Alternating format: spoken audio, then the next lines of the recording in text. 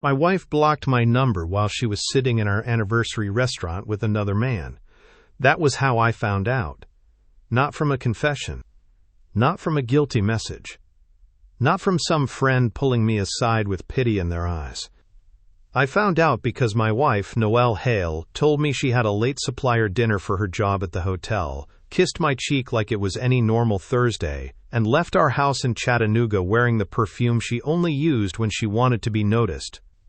I was Owen Hale, her husband of 11 years. I owned a small appliance repair company, nothing fancy. Just 3 vans, 2 techs, a cramped office that smelled like coffee and old wiring, and enough work to keep us tired but comfortable. Noelle was an event coordinator at a boutique hotel downtown. She planned weddings, charity lunches, corporate dinners, anniversary parties. That was the cruel part. She spent her days helping strangers celebrate promises she had already stopped keeping. At 8:42 that night, I called her. The phone rang once. One single ring. Then it died. At first, I stared at my screen like maybe my service had dropped. I was standing in our kitchen beside a half-fixed dishwasher motor I had brought home from the shop. The house was quiet except for the refrigerator humming and the soft click of the old wall clock over the pantry door. I called again. Straight to nothing. No voicemail. No ring. Just dead air. So I texted her. "Hey, everything okay?" The bubble turned green. My stomach did something strange. Not a drop, more like a slow fold, like paper being pressed flat. Noelle and I both had iPhones. Our messages were always blue. I sent one more. "Call me when you can." Green again. That was when I understood. She had blocked me. For a few seconds I just stood there with my phone in my hand. I did not shout, I did not throw it, I did not pace around the kitchen calling her friends. I just looked at the screen until it dimmed. Because the truth was, part of me had been waiting for the lie to finally make a mistake. Noelle had been careful for months, but not careful enough. There was one thing she had forgotten. Our location app. She had turned it on 2 years earlier after my work van broke down outside Cleveland, Tennessee during a storm. She said it made her feel better knowing where I was. I never cared much either way, so we left it on. That night, she forgot to turn hers off. I opened it. The little dot with her name pulsed on the map. She was not at the hotel. She was not at a supplier dinner. She was at Clementine's. I almost laughed. Not because anything was funny, but because Clementine's was ours. It was the restaurant we went to on our 5th anniversary because we could not afford the trip to Savannah we had planned. It was where Noelle cried when the waiter brought out a slice of lemon cake with a candle in it. It was where she told me, "We don't need fancy, Owen. I just want us." I stood in our kitchen and looked at that dot. Clementine's. She had not just chosen another man. She had taken him to a place where pieces of us still lived. That was the moment I put the dishwasher motor down, washed the grease off my hands, grabbed my keys, and drove across town without saying a word to anyone. The drive felt longer than it was. Chattanooga was damp that night, the kind of spring damp that made the streetlights smear across the windshield. I passed closed tire shops, a pharmacy, a gas station where a man in a ball cap leaned against his truck eating from a paper bag. Normal people doing normal things. Meanwhile, my marriage was sitting at table 12 with a man named Grant Vale. Grant was the food and beverage manager at Noelle's hotel. 41. Polished. Always smelled like expensive soap. The kind of man who laughed with his whole face when other people were watching, and barely moved his mouth when they were not. I had met him twice. The first time was at a hotel Christmas party. He shook my hand too firmly and said, "So you're the famous repair guy." Not Owen. Not Noelle's husband. The repair guy. The second time, I picked Noelle up after an event ran late. Grant walked her to the front doors with his hand resting too lightly against the small of her back. When he saw my truck, his hand disappeared. Noelle got in and acted annoyed before I even spoke. "He was just being polite," she said. I had not asked yet. That was how it started. Little defenses before accusations. Late meetings became normal. Deleted message threads became phone storage issues. A new black dress became professional presentation. Perfume before a Tuesday night hotel tasting became, "Owen, please don't be weird." Grant was always floating around the edges. Grant stayed late too. Grant handled vendor calls. Grant understood the pressure. Grant was just a coworker. Every time I asked, she used the same tired line. "Grant is just a coworker. You're embarrassing yourself." Quote, "The first time she said it, I apologized." That part still burned. I apologized for noticing my wife pulling away. I apologized for feeling her turn cold beside me in bed. I apologized for watching her smile at her phone and stop smiling when I entered the room. By the third month, I stopped asking. Not because I believed her, because I was tired of being trained to doubt my own eyes. When I reached Clementine's, I parked across the street behind a row of bare-branched trees. The restaurant glowed warm through the front windows. Gold lights, white tablecloths, dark wood bar, the same little chalkboard near the entrance with the dessert special written in looping letters. I did not go inside. Not yet. I crossed halfway, stopped near the window, and looked in. I found her almost right away. Table 12. Of course. Noelle sat with her back angled toward the glass, her hair pinned up loose, one shoulder bare under a cream-colored blouse I had never seen before.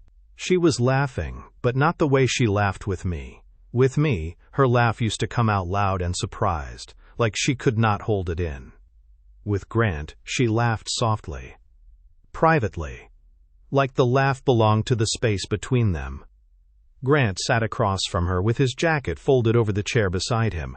He leaned in close enough that the candlelight touched both their faces at once.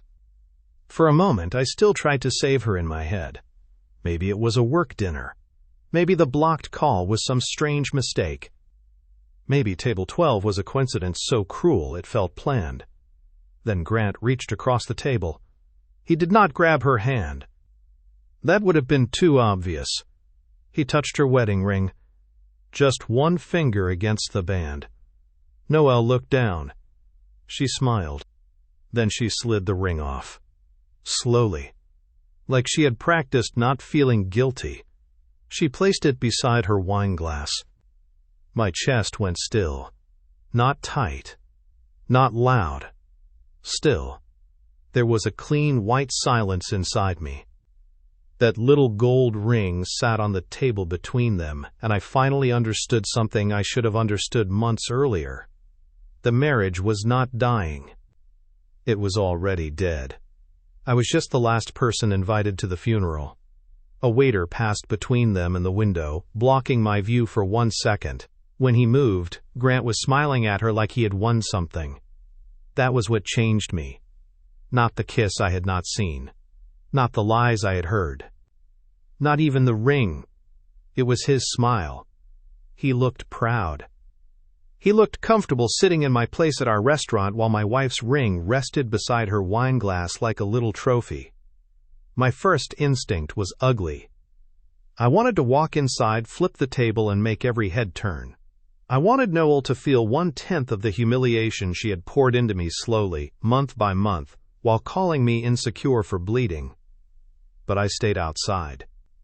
Because rage would have made me look like the problem. Noelle was good at that. She could turn a room with one trembling lip. She could say, "He's been paranoid for months," and suddenly I would become the unstable husband making a scene over an innocent dinner. Grant would stand up, calm and polished, pretending to be the reasonable one. I could already see it. So I stepped back from the window. That was when I heard music through the glass. A live singer stood near the bar with a guitar, finishing a soft old love song. Couples were turned toward him. A few people clapped. The room had that cozy, expensive glow that made every betrayal look romantic if you did not know where to look. I watched the singer nod, take a sip of water, and set his guitar on a stand. Something in my mind clicked. Not loud. Not dramatic. Just a small, clean click. I walked inside. The hostess smiled at me. "Table for one?" "Not yet," I said. "I'm looking for the singer." She glanced toward the bar. "Wade, he's between sets." "Thanks." I kept my face calm as I crossed the restaurant. I did not look at table 12. Not directly. I could feel it there, like a bruise in the room. The singer was near the end of the bar, wiping his hands with a napkin.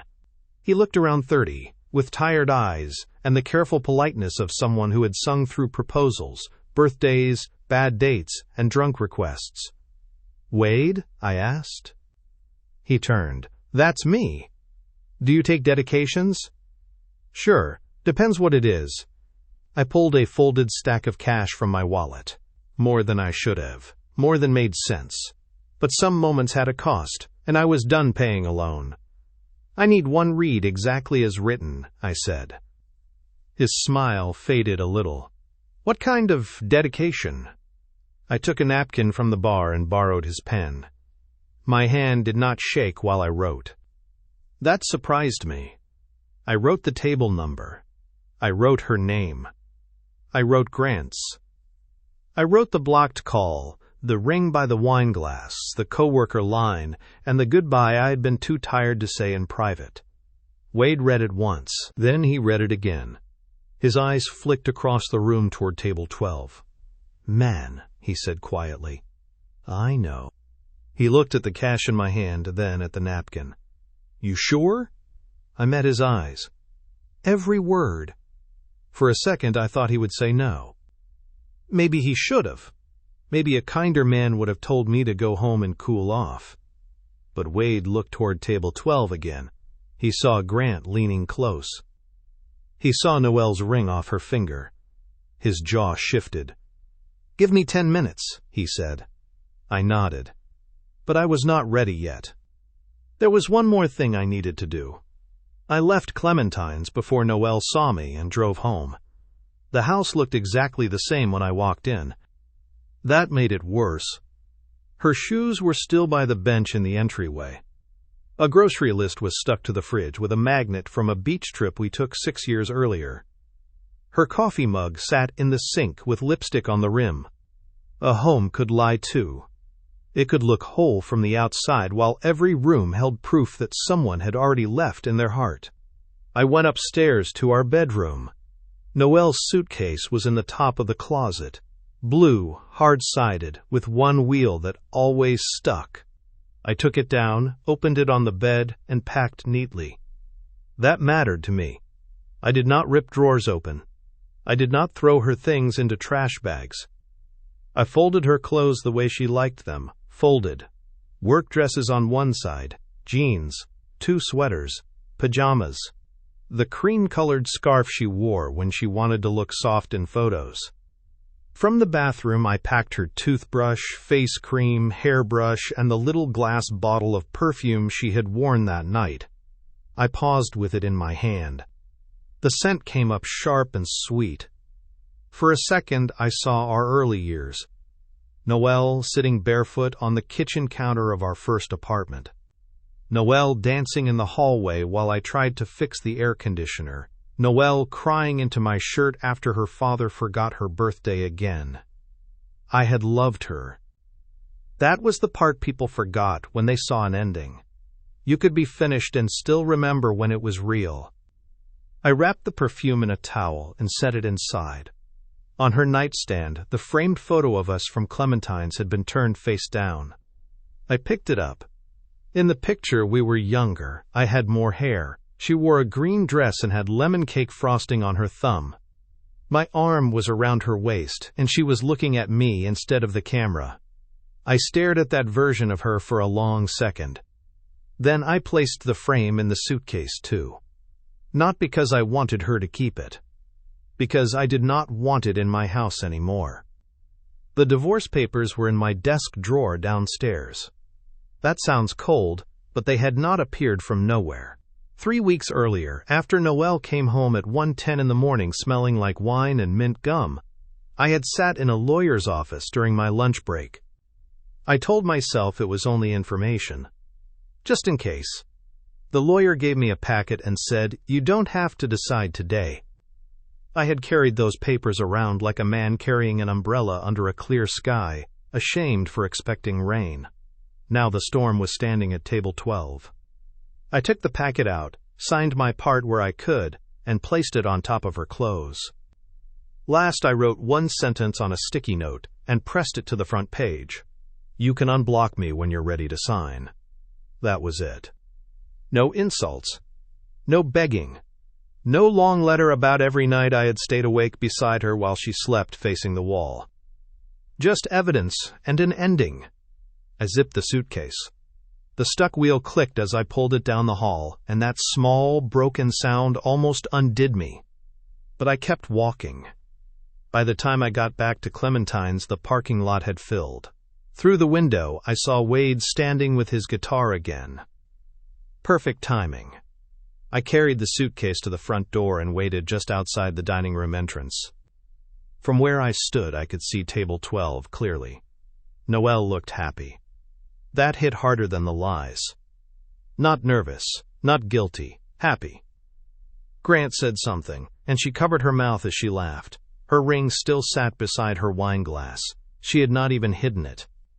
Wade stepped toward their table with the soft smile of a man about to help someone create a memory. Noelle noticed him and brightened. Grant looked confused for half a second, but he recovered fast. He leaned back, smirking like maybe he could claim the moment if it turned out well. That was Grant's whole talent. Taking credit for rooms he did not build. Wade stopped beside their table. "Good evening," he said, loud enough for the nearby diners to hear. "I've got a special dedication for table 12. Noelle's hand flew to her chest. "Oh my God," she whispered. She looked at Grant. Grant smiled like a man accepting applause before the song even started. A woman at the next table turned around with that eager look people get when they think they are about to witness a proposal. Noelle's cheeks flushed. For 1 second, I wondered what she thought was coming. Maybe she imagined Grant had written something romantic. Maybe she thought he was about to ask her to leave me in some grand candlelit way. Maybe that was why she looked so touched. Because in her version of the story, she was not betraying her husband. She was being chosen. Wade began to play.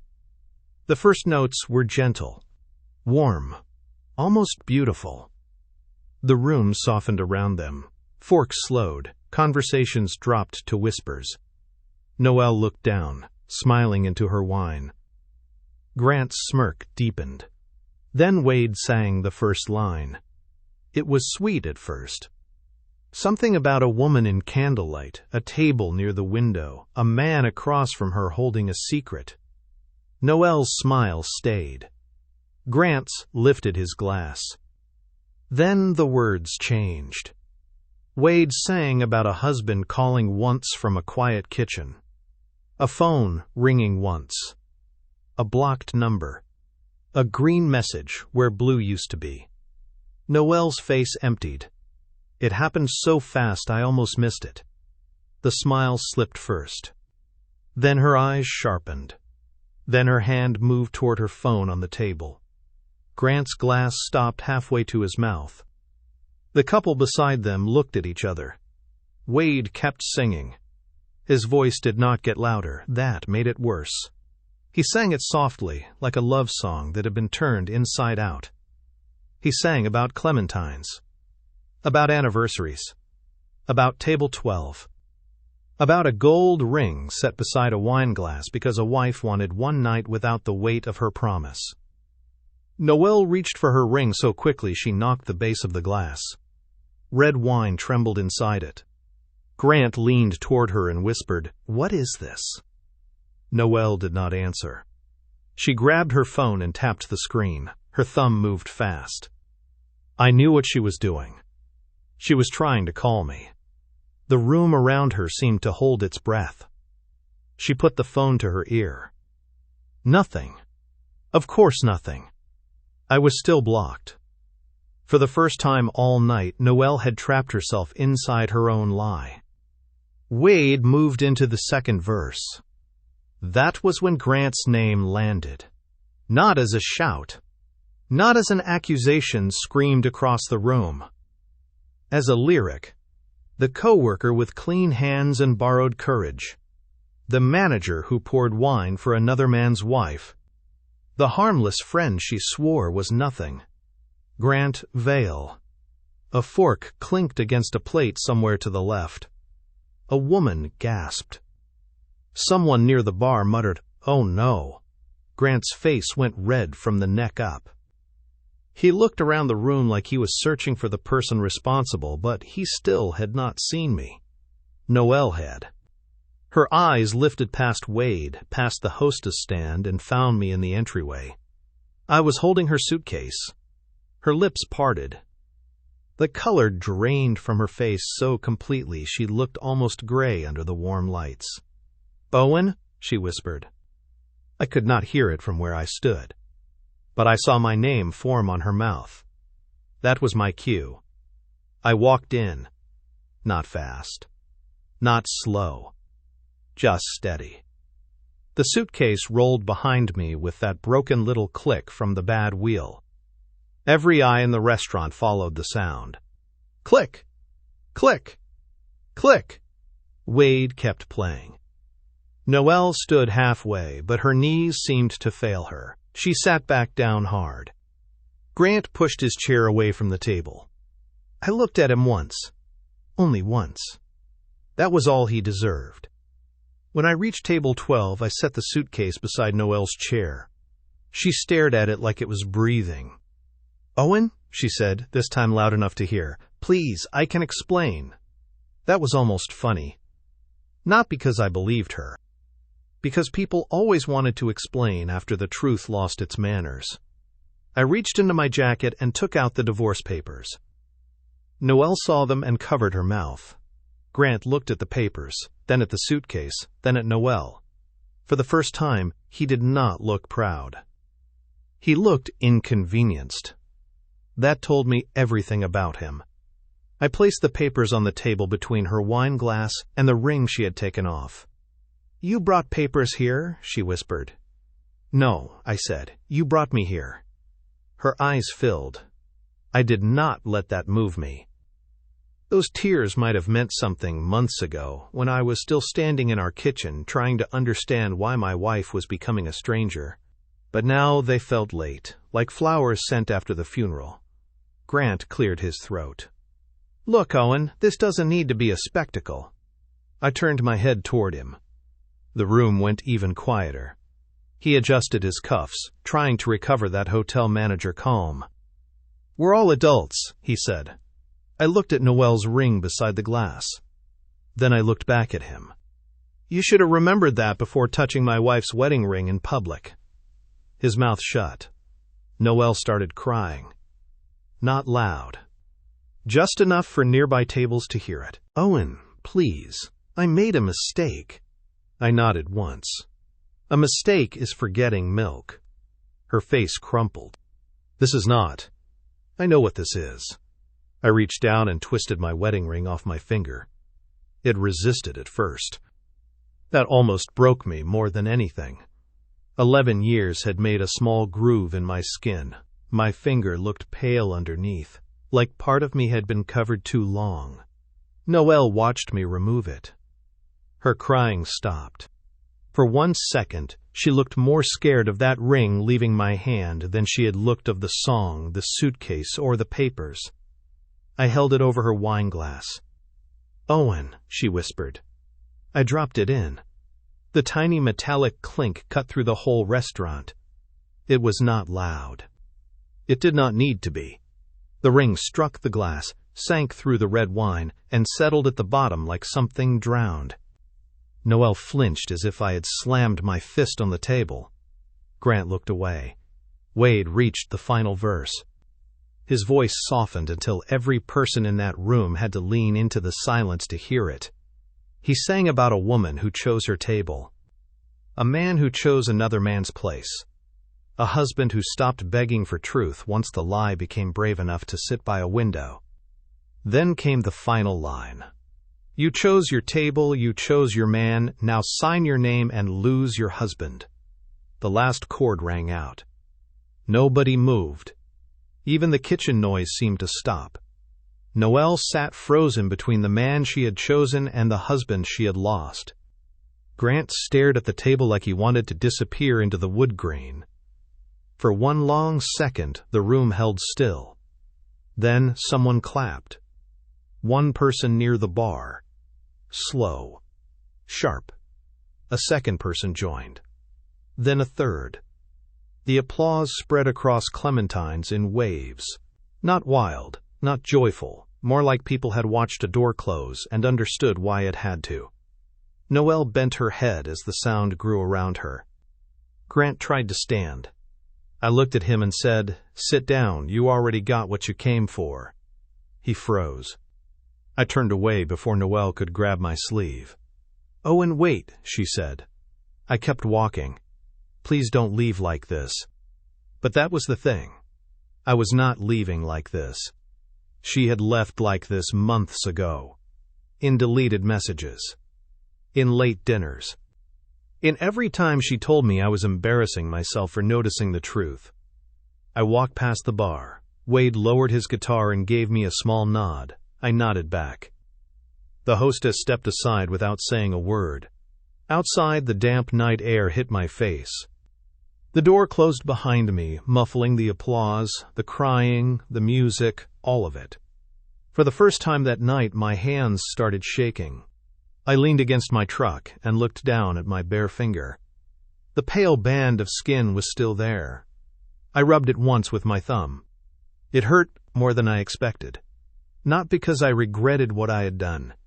Because the body does not understand endings as fast as the mind does. My phone buzzed in my pocket. Once. Twice. Again. I took it out. Noelle's name filled the screen. She had unblocked me. I watched it ring until it stopped. A message came through. "Please, I'm sorry. Please talk to me."